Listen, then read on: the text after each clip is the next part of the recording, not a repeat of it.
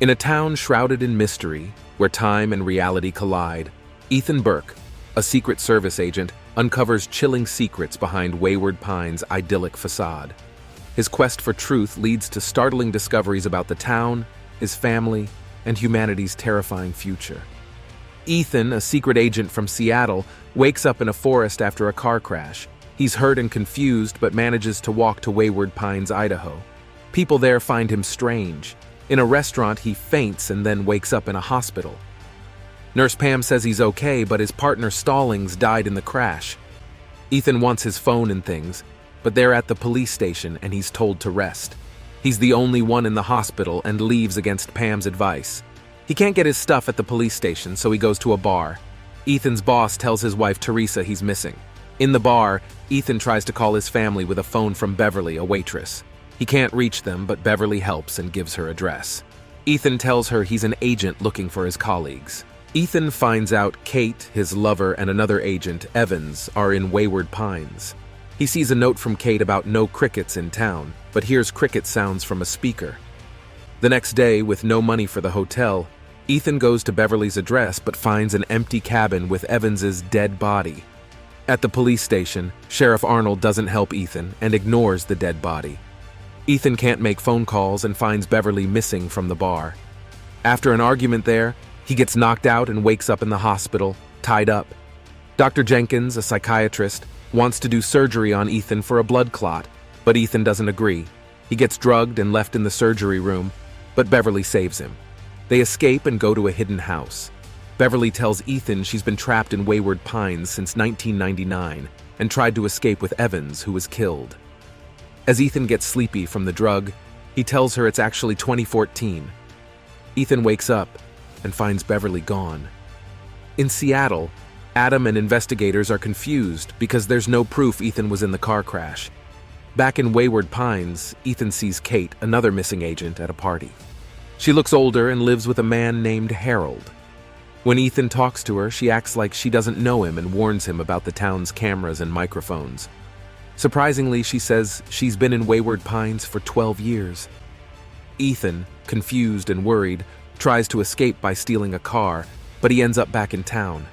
He tries to run away, but finds a big electric wall around the town. Sheriff Arnold catches him and doesn't believe he's a secret agent. The next day, Ethan goes back to the cabin where he found his colleague's body, which is still there. He finds a secret notebook in his friend's boot, but Arnold shows up with a gun and says a forensic team is coming, so Ethan has to leave. He goes back to the hotel. At the bar, he meets Beverly again. She secretly plans a meeting and gives him money, hinting at a plan with the notebook and using the money.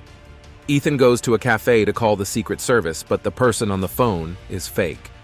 He gets suspicious when the cashier quickly takes his money. He tries to talk to Kate at her toy store job, but she's distant and follows the town's rules of not talking about the past. Ethan gets more confused after visiting Evans's house, where Evans's wife says she doesn't know him and saw her husband commit suicide.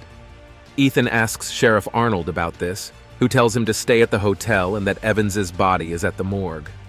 At the morgue, Ethan gets the notebook from Evans's clothes. He sees his wife Teresa and son Ben on stretchers in the hospital, but then can't find them. Dr. Jenkins tells Ethan he's getting worse and needs surgery fast. In Seattle, Teresa is worried about Ethan and thinks he might have run away with Kate. She talks to Adam, but he says he can't share details.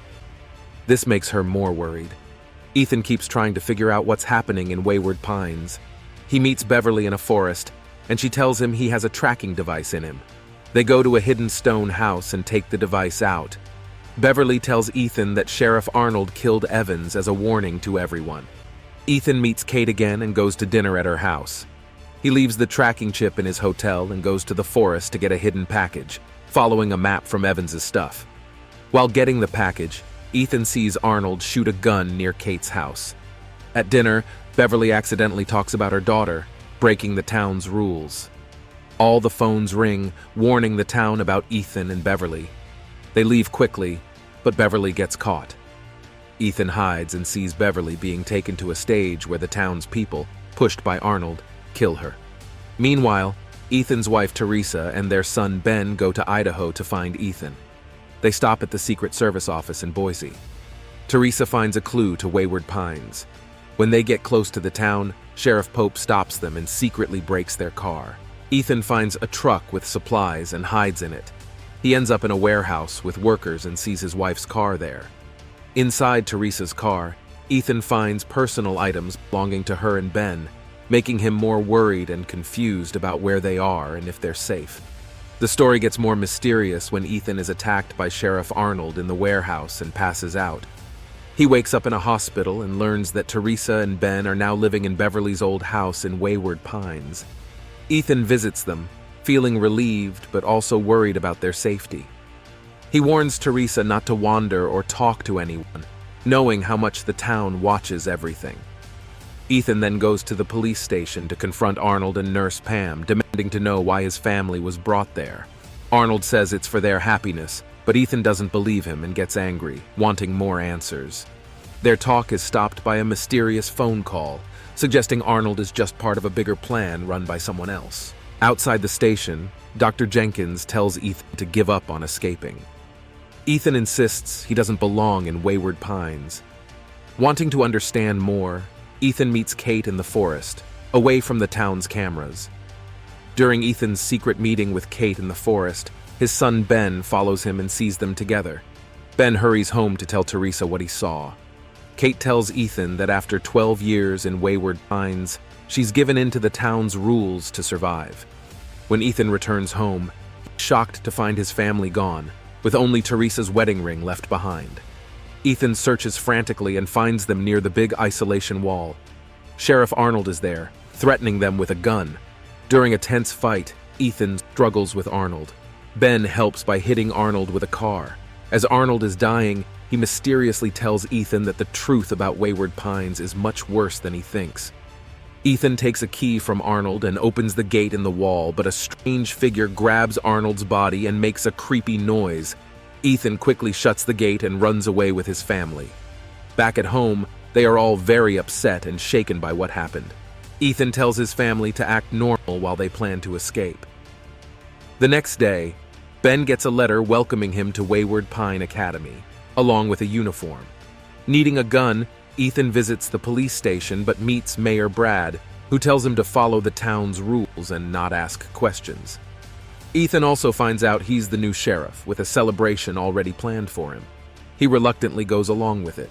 Ben starts school at Wayward Pine Academy and meets his teacher Megan, the mayor's wife, who works on shaping the kids' minds. Ethan, investigating further, finds hidden files about the town's people, pushing him to uncover more secrets of Wayward Pines. Tension rises in the town when a man named McCall is caught for writing harmful ideas on walls. Nurse Pam wants a public execution, but Ethan, now the sheriff, opposes it.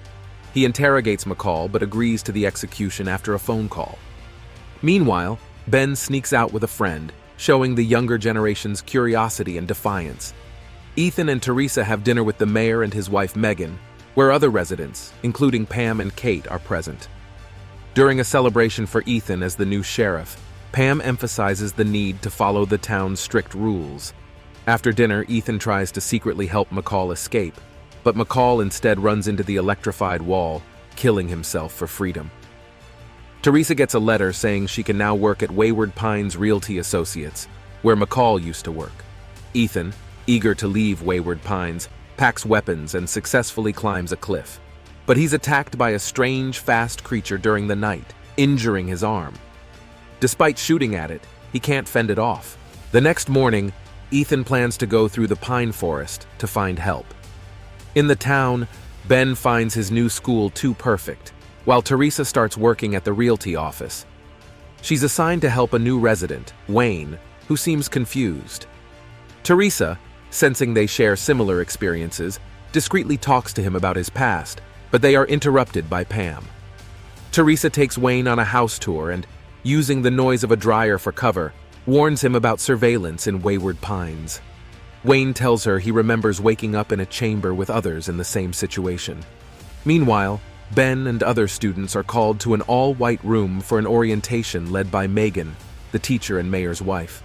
She shows them an image of a hairless, monstrous humanoid creature, an evolved predator called an Abby, short for aberrant. Megan reveals that the current year is not 2014 but 4028. The residents, including the students, have been in hibernation chambers for over 2 millennia, chosen to be in Wayward Pines by the program's creator David, who Megan says is always watching them. Ethan, feeling watched, ventures into the woods and uses an animal carcass to mask his scent while observing the abbeys. His journey through the forest leads him to the ruins of human civilization, confirming Megan's revelations. He then encounters a helicopter and meets Dr. Jenkins, who reveals himself as David, the architect of Wayward Pines. David urges Ethan to return to town. Thank you for joining us on this gripping journey through the twists and turns of Wayward Pines. If you enjoyed this recap and want more intriguing stories, don't forget to like, subscribe, and share this video. Your thoughts matter to us, so please leave a comment below with your take on Ethan's adventure or any theories you have about Wayward Pines. Stay tuned for more captivating content